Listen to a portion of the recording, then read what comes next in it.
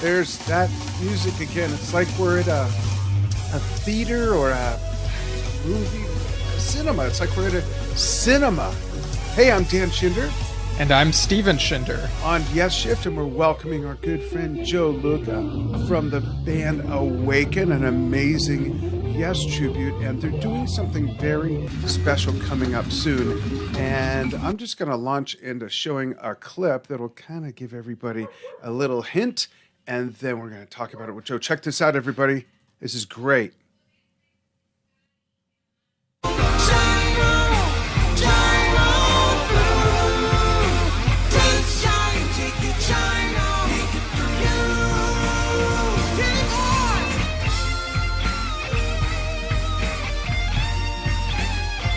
going to skip through this a little bit, give you a little montage.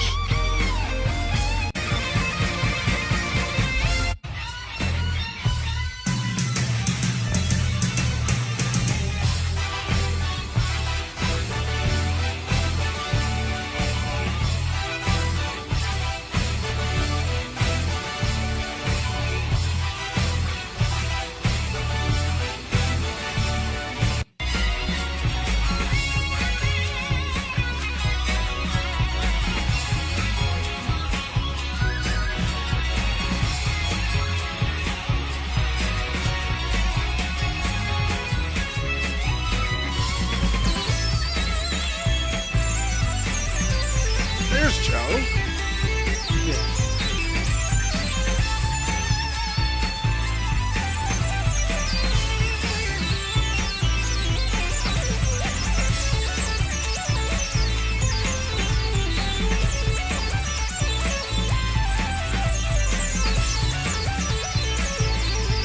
So right after this really cool, creative, blended ending, we'll tell you what this is all about.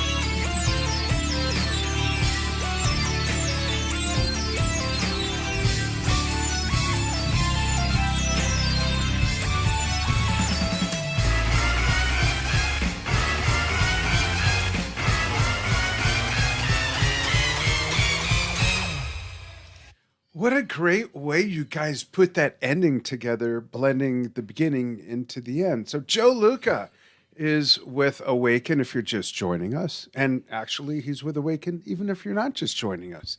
And what's really cool is, first off, let's talk about, before we get into what that video is a hint of that's coming up. Joe, how did you first get into Yes? How old were you, and what was the first thing that caught your ear? Well, I was 8, and around 8, and my dad was a musician, and so he had all this great music in the house. Especially the early. I was born in '68, so you're talking mid '70s. So there was a ton of great music in the house, and we had the 45 for Roundabout in the house, and I used to just play it over and over and over and over again. Now, if you remember, the 45, there's a lot of stuff cut out. And Right. and when, yeah, a lot. And I got a hold of, someone in the family had the Fragile album, and I put it on, and I heard all this extra Roundabout music, that I had never heard before. And that was it. I was hooked. My father said, he was a musician. He said, you want to play an instrument? What instrument do you want to play? And I said, I want to play organ like that guy with the blonde hair. I had, the little booklet. Remember the booklet that came with it, and he had a picture of Rick and his dog and all that stuff like that. And I want a cape. Yeah, well, yeah, they tried to get me to do that many years ago. I wouldn't do it, but no, that was it. I was hooked. That was it. That was the instrument. That was the band, and rest is history. That's cool. So that might answer the next question we had, which is there a keyboard player amongst the whole span of Yes where their stylings inside and outside of Yes is something that you favor mostly? Is it Rick, or is there someone else? It's funny because I really do feel that all of the keyboard players that have been a part of Yes have brought something different to the party. I really feel that way. And I think that I think that Rick was, obviously the most iconic one, but I think that Patrick brought a flavor that hadn't been there before or since. Very eclectic style, Right. very unique in terms of not only what he played, but how he programmed his sounds Yeah, and the sounds. his sonic palette. Yeah. Um, and and I got to defend Jeff Downs because a lot of people throw him shade, and I Mm, think it's very, very unwarranted. I think that his sonic palette probably was the best out of all of them. Oh, interesting. His soundscapes, the keyboards that he used, his creativity in creating, a keyboard landscape. Um, I think I was very, very impressive. He may not have the chops that the other guys have, but but he does have something that they don't, And you know and what? On that note, I mean, not only is he a great songwriter, and of course that overflows into Asia and what he did with John Wetton, but when you mentioned his soundscapes, and the one thing I think he did that no other Yes keyboard player did is he covered the most eras of music and sounds because he came from that new wave and the 80s sounds. And not only did he inject that, but he carried the torch and the integrity of the sounds from the 60s with the organ sounds of Tony Kaye and the stuff that Rick brought and on and on sure, and beyond. So I think that's a really interesting point you make. yeah, yeah. Oh, sorry. I was just gonna no, add, no, and I think Tony Kaye is also, with the Circa Yes medley, he covered some eras there as well. So Yeah. yeah, that's really interesting there. But sorry, go ahead, Joe.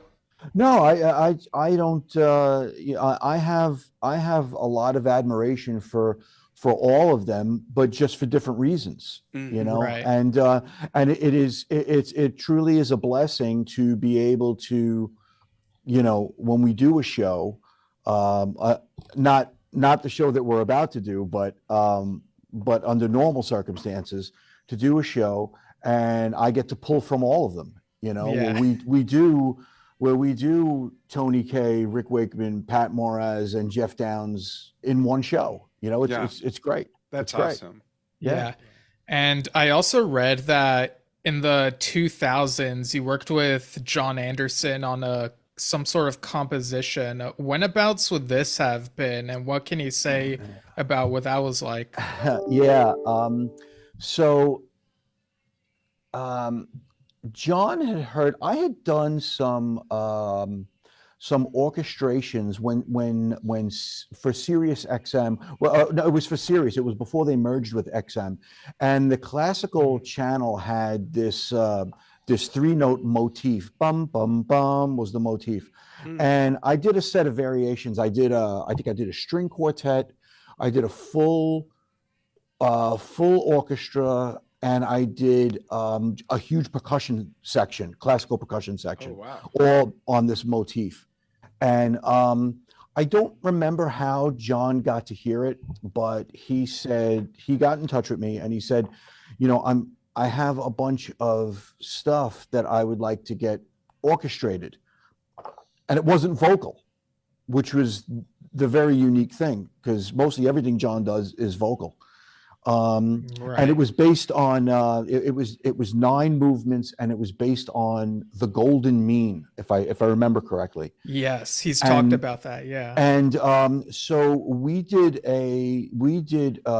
he would send me his roughs of what he envisioned. And then he asked me to kind of organize and orchestrate. And it was a very interesting experience because he's a very interesting individual. And it was a great learning experience just working with someone like that.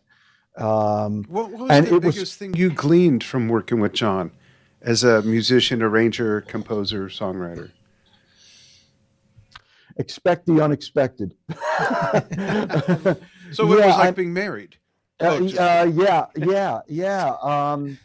it was very it's very difficult. It was a very unique experience because John is not a, he's not a learned musician, like in Right. terms of theory and stuff like that. And he has a tremendous knowledge of what he's listened to. He's listened to tremendous amounts of different varieties of music, Yeah. but he's not very articulate in how in what he wants.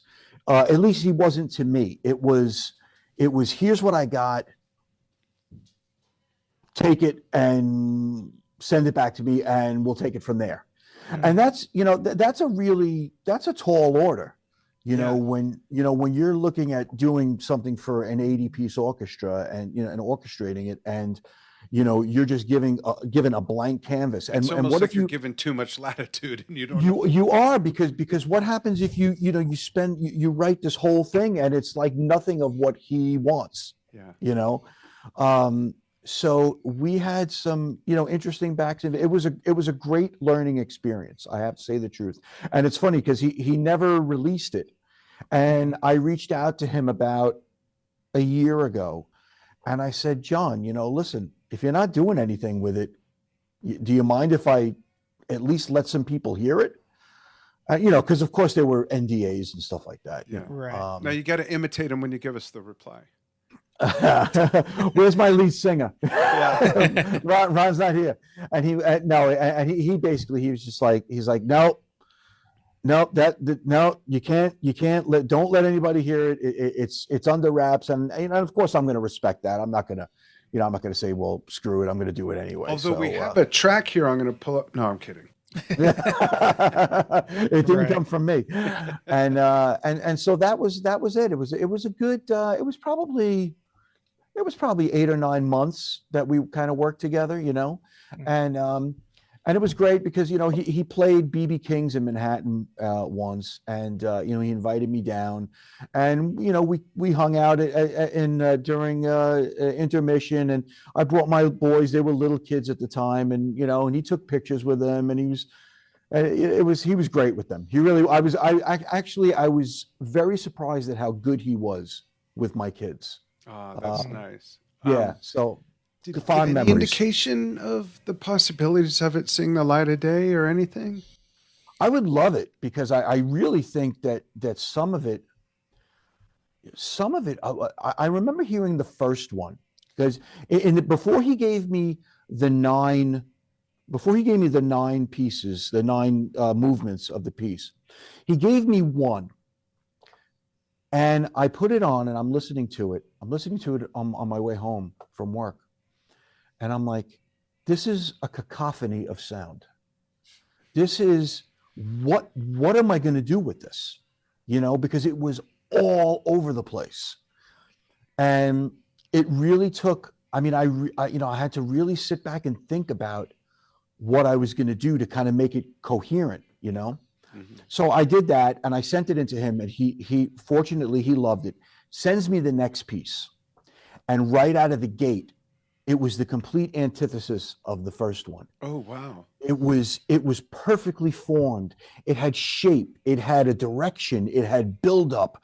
And I called him immediately after I heard it. I'm like, who wrote this? Did you add in the cacophony to kind of even it up, make them sound similar? No. It was funny because the first one, the first movement required a lot of creative license in arranging. Mm-hmm. The second one I did almost verbatim for what he did. I just took his parts and assigned them to groups of instruments, strings, horns, winds, percussion, whatever. And I threw a pipe organ in there too, if I remember. Nice. Because I didn't have to do anything to it. When it's good, it's good. Just kind of added some embellishments on the existing parts. Yeah, that was it. Yeah, maybe someday. Yeah, I know he has a lot of pretty much a bunch to juggle. So, and as a fan, I'm thinking, oh, I want all of it to be released right now. But of course, there's like he's what am I trying to say?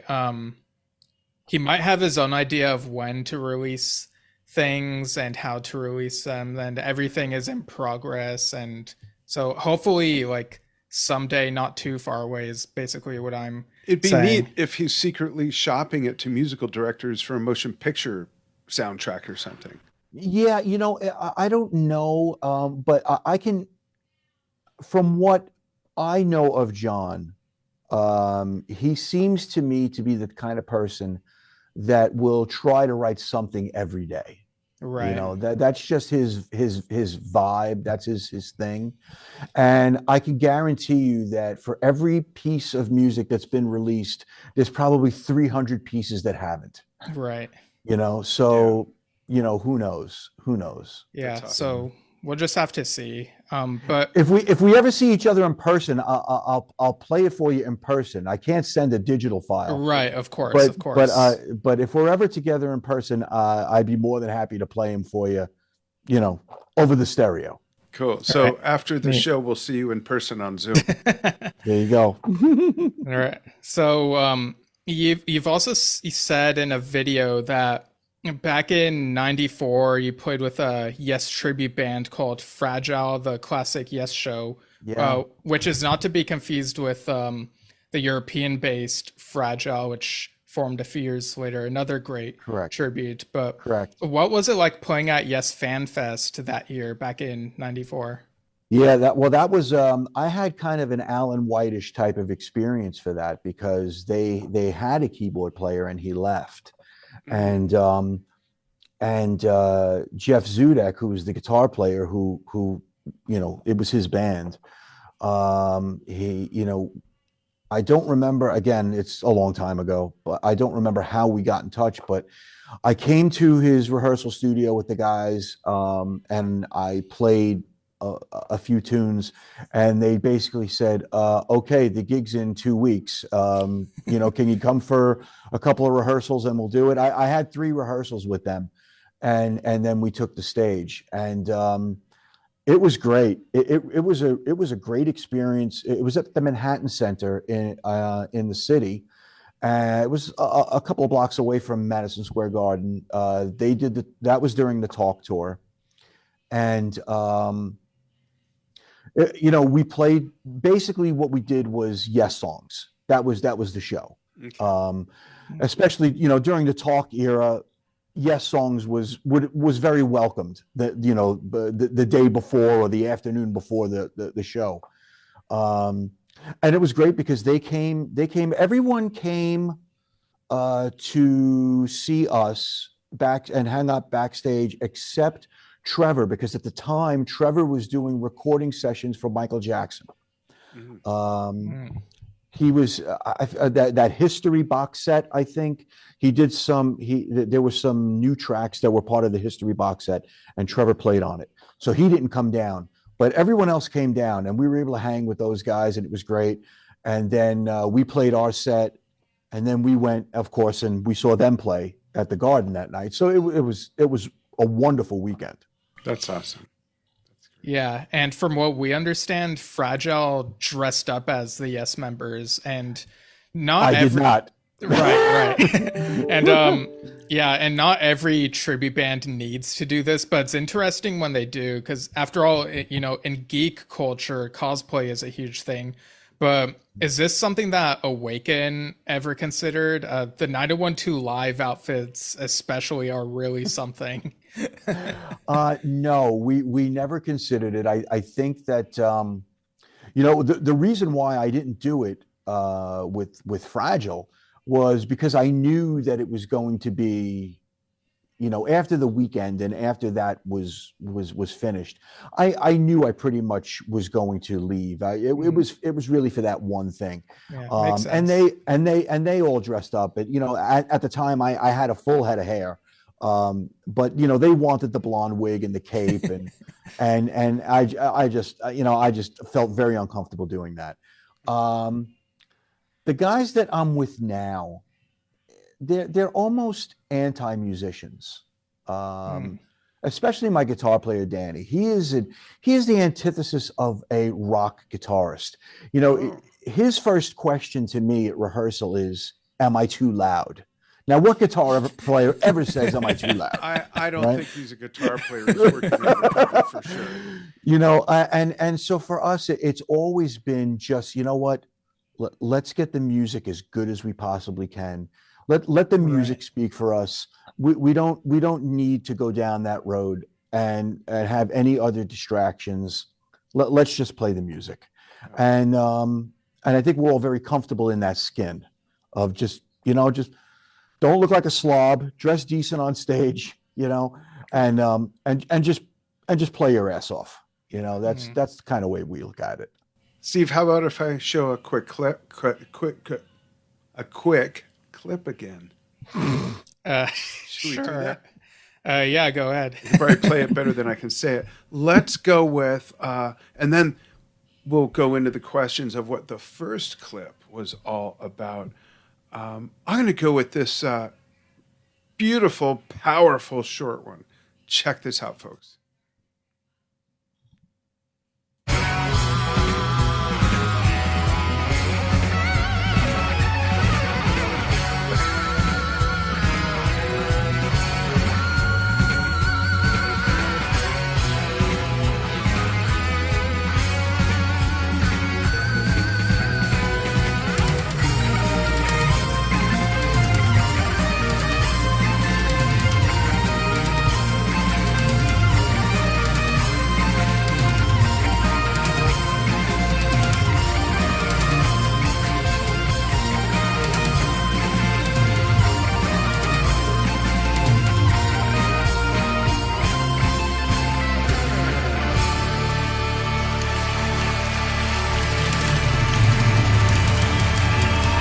Just awesome. And we'll show another in a bit that features Ron's amazing vocals. Everyone in the band is great. Both Steve and I are such nitpicky Yes fans, listeners. I play their music a lot, and I mean play. And I play to their Hmm. music a lot. I've seen them, Sure. I don't even know how many times since 1978, and you guys really have it going on. It's really, really cool to see.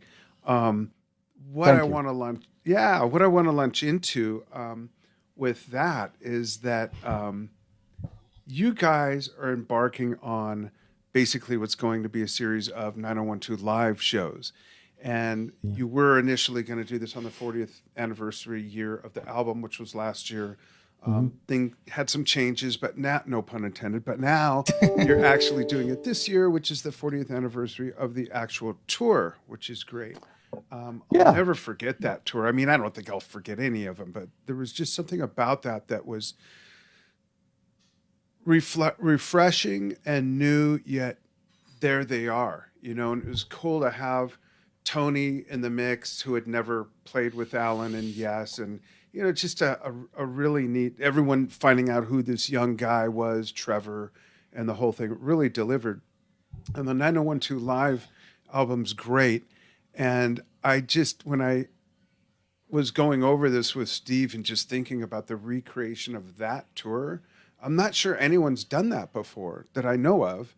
And it's ambitious and it's some great music. And in the montage that we played in the open, I really notice all the different soundscapes of all the different instruments, and especially the drums that have some dynamic changes from one song to the next. They're spot on. They're right there. But it's always more than just the sounds. It's always more than just the math and putting the beats and the notes in the right place. It's also technique and giving it the right dynamics and the way Chris would play that bass part and not just the right notes in the right mathematical places. So I really admire that. I know they say envy is not a healthy emotion, but I do envy, or I should say highly admire you guys and what you do, because I would love to be in a band like that. It's just the music's great, and to be able to pay tribute like that to one of your favorite bands by playing their music is, you know, a very high reward for a musician, right? It really is a it's a blessing to be able to play the music, especially, you know, for those of us who grew up with it. You know, 90125, I was, you know, I was only 15, 16 at the time when it came out.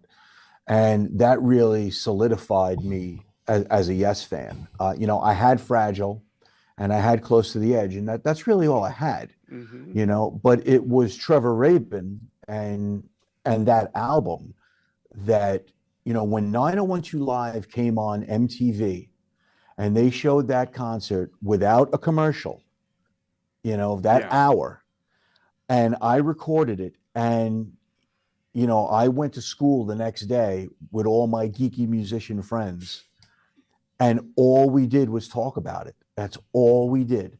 And from that point forward, my part-time job on the weekends was saving up money to buy all the Yes albums. And that's what I did. And but to play the music, is I will tell you that, again, talk about people giving shade. Yeah. There are diehard Yes fans out there, are diehard Steve Howe fans out there that will say that 90125, it sucks. Trevor is, he's not Steve, and of course he's not Steve. But I will tell you that, having played the whole Close to the Edge album live and having played the whole Relayer album live, this album is no less difficult. People take that for granted just because it's more commercial. Don't criticize the music as being easy until you've actually had to play it. Yeah. And then and not only play it, but play it right. And let me tell you, there were some times where I would have rather have played Gates of Delirium. Really, it's, believe it or not, it's the truth. Especially from a keyboard perspective, because with Rick and even Patrick, you knew you were going to have a Mellotron, you knew you were going to have a Moog, you knew you were going to have a Hammond, you knew you were going to have a piano, grand piano. In Patrick's case, you knew you were going to have a Fender Rhodes, and that was it. And you just but with this stuff, and it starts with Jeff, and drama. This is the next, the next evolutionary step. And you've got Synclaviers, and you've got Oberheims, and you've got, well, they didn't use Synclaviers, they used a Fairlight. But you have Oberheims and DX7s and Prophets and Jupiters and an emulator. Well, the emulator they used, what they did with they used the emulator on stage, but they didn't use the emulator in the studio. The emulator sampled all the Fairlight stuff. Yeah. From the studio, so they could take it on the road. But just this open palette of sounds, everything changes, and all of these, all these ridiculous overdubs and parts up the yin yang. It's and incredible. Not to mention the vocals. The vocal arrangements are tremendous on that album. Don't get me started. Yeah. but you know what? I got to say this as a diehard Yes fan. Yes isn't Yes without the naked guy on the cover of Going for the One. I just got to put that out there. That ass is special. Yeah. When you talk about recreating 9012 Live, there's some songs that were not included on the album and the film that were in the tour, like And You and I and Yours Is No Disgrace. Are you including those? Yes. Awesome. Yes. What about Perpetual Change? Right. So we're not doing Perpetual Change, but we are doing our song. So, wow. Yes. Nice. So they only did our song, maybe 3 times, I think, before they canned it. And they said, we can't do this. Right. So, and there were subtle deviations in, I mean, they did tour that album for 18 months. Yeah. So there were certain changes to the set list. So we are doing the entire album, and we're doing And You and I, Yours Is No Disgrace, Roundabout, Seen All Good People. We're gonna do Give Me Some Lovin' at the end. Oh, nice. Yeah. What we're not doing the solo stuff. We never like Whitefish and whatnot. We never do the solo stuff. Yeah. And there's a reason why we don't do it. We talked about it a number of times. And the reason why we don't do any of the solo stuff is because you know what? Danny is not Trevor Rabin. And, I'm not Tony or whatever. And, Ray's not Chris. And those were their solo spots. Yeah. And, And that makes sense. We want to keep it, we want to keep that a little personal. Yeah. I think that, again, this is our opinion, and every, you can have a different one, and it doesn't make it right or wrong. But we feel that would just be, it would kind of be like a cheap imitation. As it is, tribute bands get knocked for being cheap imitations. But to go that far into it, I think is, let's just play the tunes. Yeah, and I was going to say, it leaves more room for more tunes. It just leaves room for more tunes. Yep. Wow, There's no need for a bathroom break then. What? Right. What is your favorite song to do with the band in the context of this set list? And I'll play the montage again for those who missed it after you give us this answer. I'm really curious with it. I'm sure Steve is as well. My favorite song is probably our song. Cool. So you're going to do one of your originals? I'm sorry? I'm kidding. That's interesting. That's neat. I like that. I think it is, because it's an often overlooked song. Yeah, it sounds so straightforward, yet there's that hidden syncopation in there. And I'll tell you, it's funny because we played a gig over the summer, and Chris Clark from Brand X came to see us, and it was after the Anderson tour with the Band Geeks that was over, because he played with them, and we were chatting after the show was over, and we were telling him what we were gearing up for, and I said, we got to do this, we got to do that, we got to learn this, and he just looked at me, he goes, out of clear blue sky, and he's like, I'd be worried about our song if I were you, and he nailed it. I mean, he hit the nail on the head. But it's a great tune, and I think that after this is over, it's definitely going to be a keeper. That's awesome. Are you going to film the whole show and do something with that? Before the shows were postponed, we had hired a film crew for one of the shows. We have not yet rescheduled that. We might. It depends. It depends. There'll be something from it. Even if we put a bunch of still cameras around the venue, we'll have something. Okay. But when we had to reschedule the shows, our drummer Greggy, our founding drummer, he had to move on, and we wished him the best, and it was one of those things where it had to be effective immediately. So the first thought is, well, there goes all those gigs, But then fortunately, we did come up, we got new management, and she's like, no, we're just going to postpone it. We'll just move the whole thing, and so she was great in doing that for us. And so we got a new drummer, and we've been working with Frank now for about a month and a half. And we are going to throw him to the wolves next Saturday. That's great. That's awesome. Let's show everybody this montage so they can get an idea of what's coming.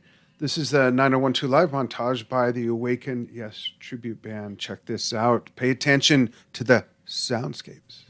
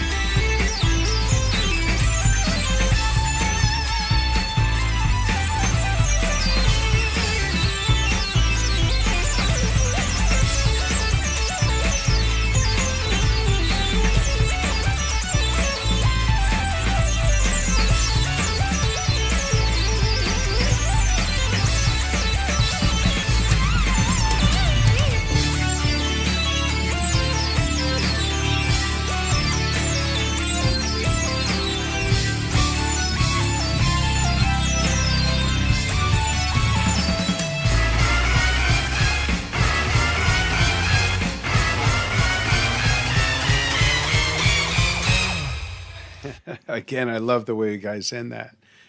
Throwing it to Steve. Yeah, so that ending with a bit of make it easy at the end of Owner of a Lonely Heart, that actually makes me wonder something. So Awaken has tried some of these songs before rehearsing for this upcoming tour. And so my question is, for these upcoming shows, are you gonna try to do those songs how you did them before, where you sort of add your own flavor, or is the intention to try to make them close to how they were performed on the original 9012 live tour? That actually is an outstanding question, and the answer is a little bit of both. Okay. A little bit of both. Obviously, with a song like our song, it's very difficult because there's only, like I said, three recordings of that, and they're really bad. Yeah, they're not they're, they're really bad. So there's Yeah, the not so sound much quality. Yeah, there's not too much you can glean from that. Some songs we tried very much to do like 9012 Live. And then some songs we said, you know what? Do we want to switch it up, or do we want to just play it the way we play it? You know, one of the songs was "And You and I," because that song is very different from the traditional, Rick Wakeman, Steve Howe version. Yeah. There's no slide guitar. There's really no keyboard solo. And so we thought about it, and Dan, my Dan, not you, my Dan said, I have a feeling that if I play this song in the style of Trevor Rabin, even though this is 9012 Live, I'm gonna get a lot of abuse for that, especially since I've played it for the past 5 years with the steel, and we play it the traditional way. So a song like that, we just said, you know what, we're just gonna leave it. We'll just leave it the way it is. Leave it. So yeah, we treated each song on a song by song basis as to how we were going to arrange it. That's cool.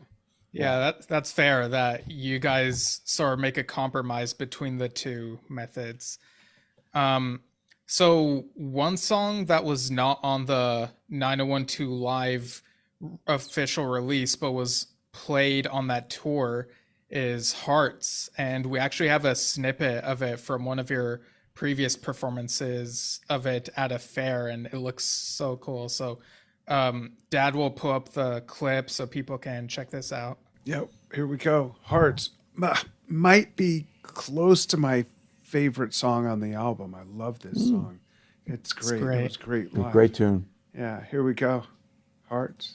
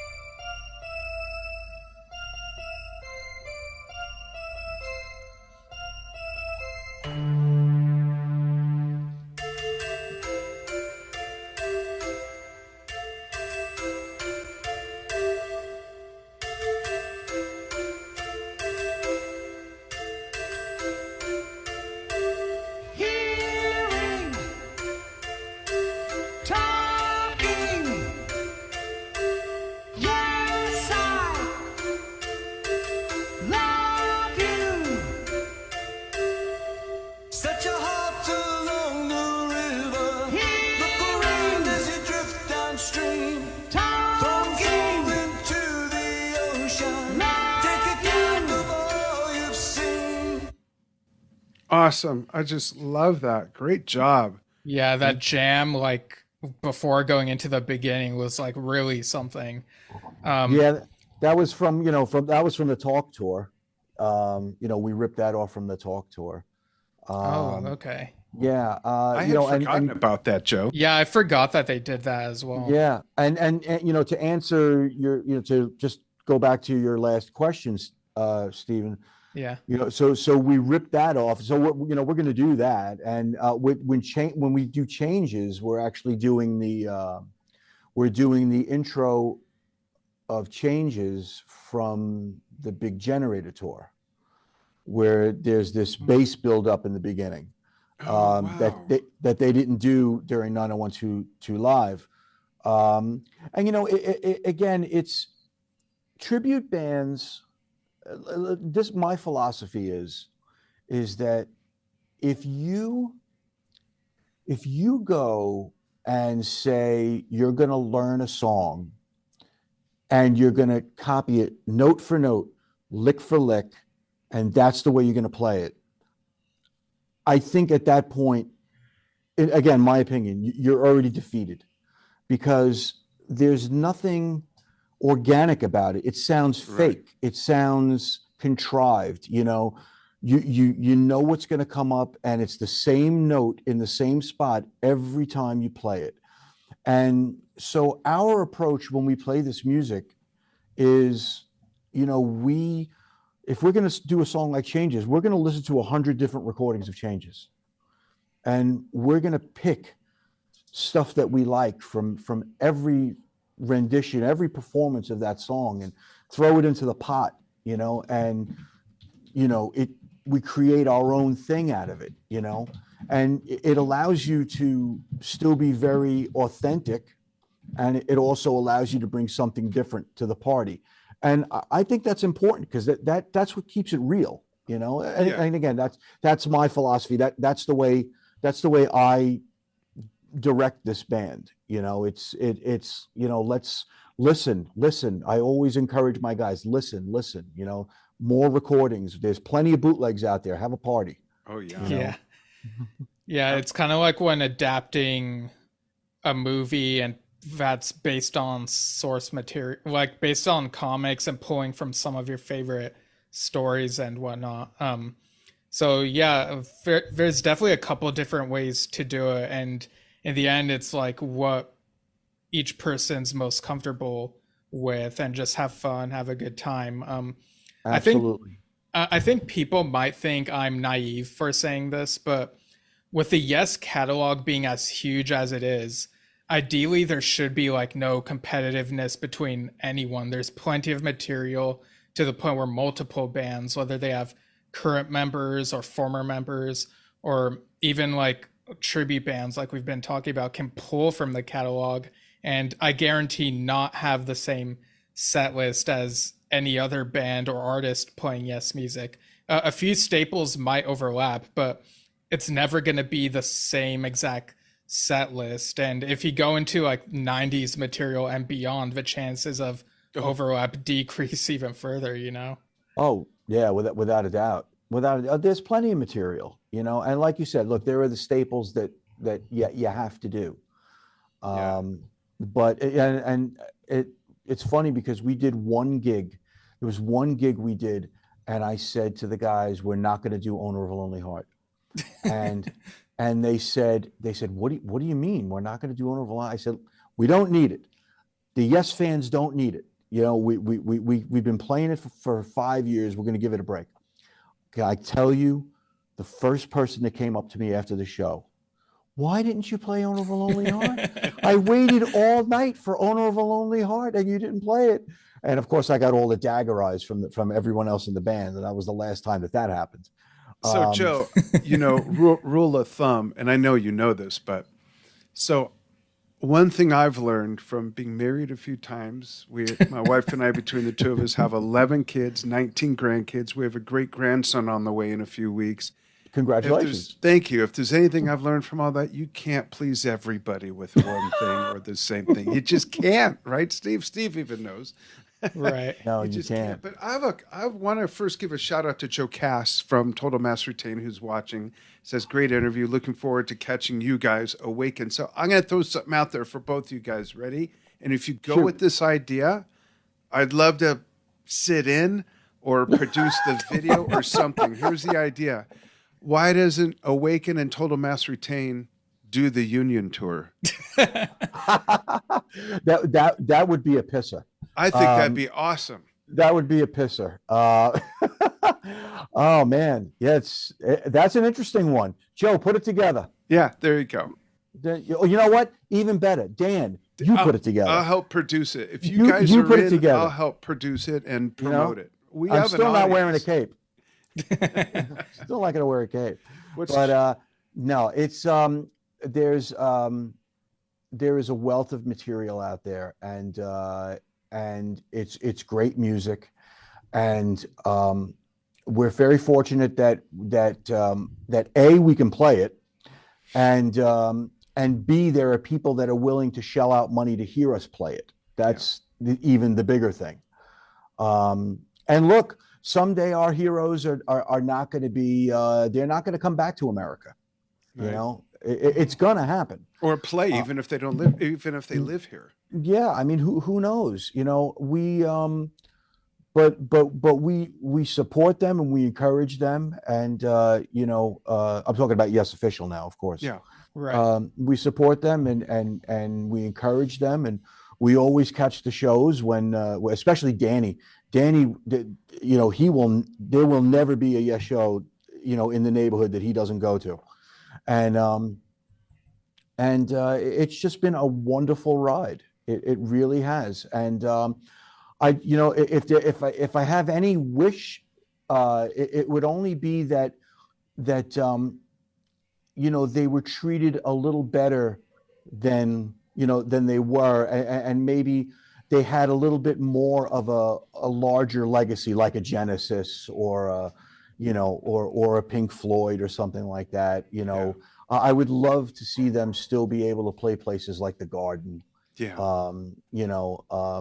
So that kind of hurts a little bit, but it doesn't take away from the great catalog. Oh, absolutely. This is such an arguable point because there are the hardcore Yes fans that are, and I'm not even going to say hardcore is the word, the stubborn that say it's only Yes if. Aside from that, it's absolutely 100% fair to say that with all the institutionalization of the organization, all the different members in and out, back again, in and out, and all that, every iteration truly has been a great band. And no one can say this song or that album or this lineup sucks. Nothing sucks. It's a matter of whether or not you like it. Just like food or any other art form, just because you don't like it doesn't mean it sucks. But every iteration has brought something for everybody. And the proof is in the butts and seats and the album sales. I take offense to being a diehard Yes fan. I take offense to people who say that they should hang it up, whatever. You hear the constant criticism of certain members in Yes Official now, which I feel is unwarranted. You know what? Like you said, Dan, when they play and there are people there and they're willing to shell out their money, why would they stop? Right. Who are we to tell them to stop? It's obnoxious. It's Yeah. obnoxious. It is obnoxious. And I also on social media, there was a point in my life where I would any chance that I could defend, I would defend. And I stopped doing it a long time ago because I realized it was a losing battle. Yeah, it can kind of take a toll on Yeah, it was a someone. losing battle. It's an I energy remember hearing someone said after the ARW tour that Trevor butchered Awaken, absolutely butchered it, and he can't play like Steve, and he can't play the song. Well, let me tell you something, guys. He can play the song. He chooses not to play like Steve. He chooses to play it his own way. Now, if you think that he butchers it, that's your opinion.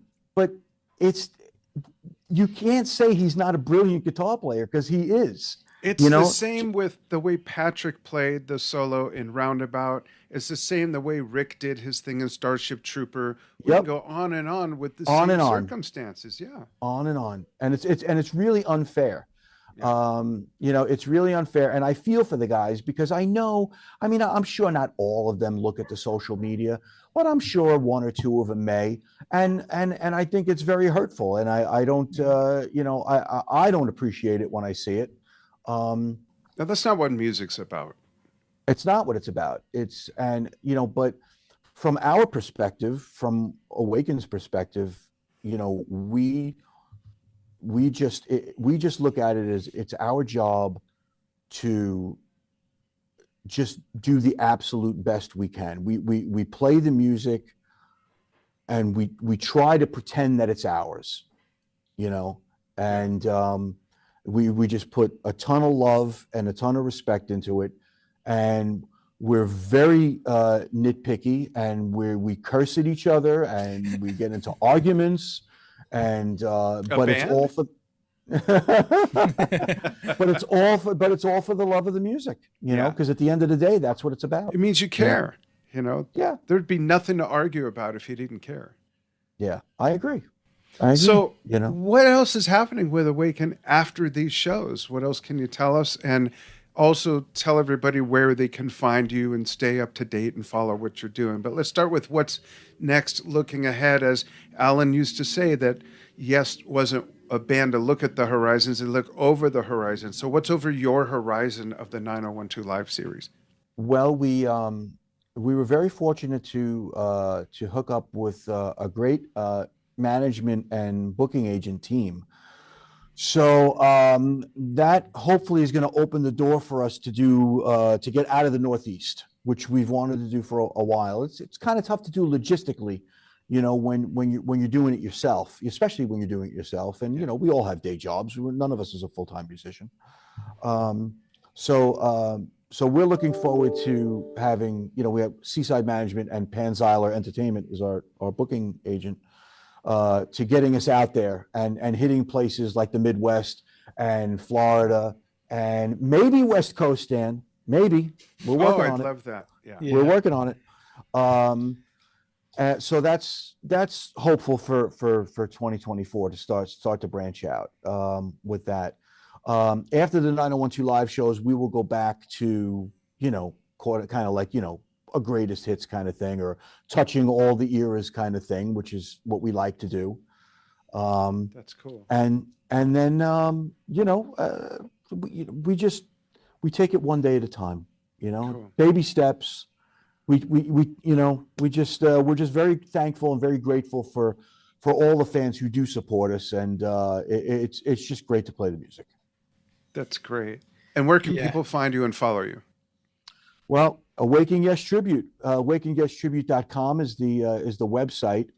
That's where all the gigs and everything are. And Awaken Yes Tribute on Facebook, and Awaken Yes Tribute on Instagram. We don't Instagram too much.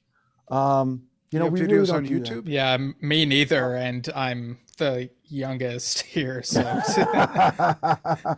And you have a I mean, YouTube if you channel? search YouTube, if you search Awaken Yes Tribute on YouTube, you'll see us there too. Okay, cool. yeah, I'm absolutely. looking at the site, and yeah, the first of these shows is in Natick, Massachusetts Natick. on Natick. Natick. Okay, Yeah. obviously continuing the trend of me mispronouncing things on the show. Yeah. At the TCAN on January 27th, and then there's one on February 3rd in Connecticut, March 2nd, 8th, 23rd, and May 30th, and some other East Coast places, if that's correct. So yeah. Yeah, well, TCAN in Natick, that's almost sold out. There's only a handful of seats left, and Oh wow. and Broadbrook Opera House too. That's the one the week after in February 3rd. That one's almost sold out too. So Wow, if you're in the congratulations. area That's great. and you want to check us out, you know, hurry up and get whatever's left. I think there's Yeah. only, there's not much left in those two.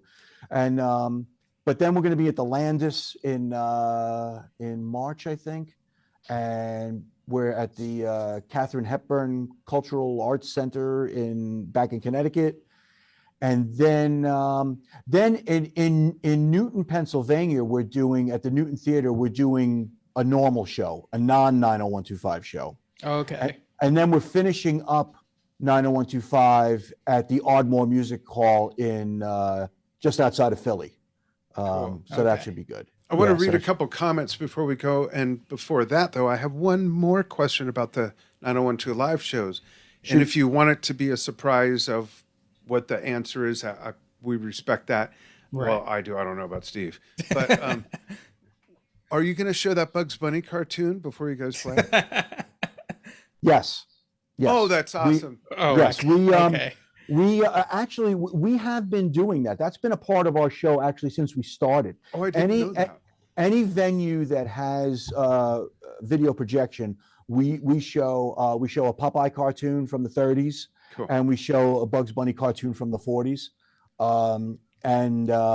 that was in homage to the boys from the 80s. So yes, we will do that. That's great. I got to show you guys something. Let me tilt my camera. So see all those, oh, it's hard to see. Those yellow boxes right there above my head. Yeah. They're Yeah. all 8mm films, and they're half and half Popeye cartoons and half when my sister and I were babies. And so a couple comments. Greg Oilker says, your keyboard sounds are just perfect. How do you get the yes sounds just right? And often 3 or 5 on the same keyboard at the same time. Technology, Greg. Technology and a lot of patience. When I was a younger man, I was humping around a B3 and a Fender Rhodes and all these big stuff. And I never had a CP80, but I would have loved one. But I couldn't afford one. But now it's all about fitting all of the sounds on the keyboards. That's technology. Yeah. Getting the sounds is just having the patience to just sit and tinker and Listen program. and dial it in, right? Dial it in. I mean, I can say with 100% complete confidence that nothing you hear out of my rig is a preset. Nice. Everything is programmed. Do you like that part of the process, Joe? Do you like doing that? No, I don't. I don't. And I can say another thing 100% in that it takes me longer to program a song than to learn it. Yeah. It absolutely does. I could So- learn a song. I could learn a song in a night. I think Yeah. it took me. I think I learned Gates in 2 nights. That's like me on the drums, and the sounds I could imagine are a different thing. Could I guess that maybe Patrick's sounds were the hardest to dial in because of the oddity of them and the era and the different equipment? No, No? no, Who no. was it? Probably Jeff. Oh, okay. That makes sense as Okay. well. Probably Jeff. Yeah, on a whole, I would say his was the hardest, especially once you start to get into the digital stuff. Yeah. When I was programming the sounds for Leave It, and Hold On, I actually had a conversation with Trevor Rabin about this. The wow, wow, wow, wow. Yeah. Love that part. Trevor, I said, Trevor, what the hell was that? And of course, I mean, and he's a doll, an absolute doll. He's like, I don't remember. I was going to suggest that. So I had to do my best guess. I got it close. It's not exact, but yeah, once you start to get into the digital stuff, programming the digital stuff, it gets a lot more complicated in trying to emulate those sounds. But yeah, it's not fun. Not Very fun. cool. Joe, thanks for joining us, and congratulations on bringing this back together with your new management behind you to bring 9012 Live on the stage. If you do make it out to the West Coast, being that I'm in the mountains east of Phoenix, I'd go anywhere in Arizona. I'd go to Las Vegas or anywhere in SoCal to see you guys play. I would really enjoy that, and we Well- appreciate you taking time with us. Oh, thank you very much for having me. And just keep on plugging the music, my friends. Keep on plugging. Yeah, for Absolutely. sure. And Steve, real quick, where can people find us? I don't even know. Yeah, so people can find us on facebook.com/yesshift, youtube.com/@yesshift, and anchor.fm/yesshift, or just search Yesshift in podcasting apps and you'll probably find us. If you don't find us, we're on all these other places I mentioned. And you can also email us via yesshiftpodcast@gmail.com. Comments, suggestions, food recipes. Yeah, you can reach us there. Favorite Monty Python movie or Yeah. lines? There's Yeah. only 3 of them to choose from. Well, 4 if you count live at the Hollywood Bowl. Oh, yeah, that's true. All right. Thanks again, Joe. Hang on the line with us. And folks, thanks for following what we do, and go follow Awaken. Thanks. Good night.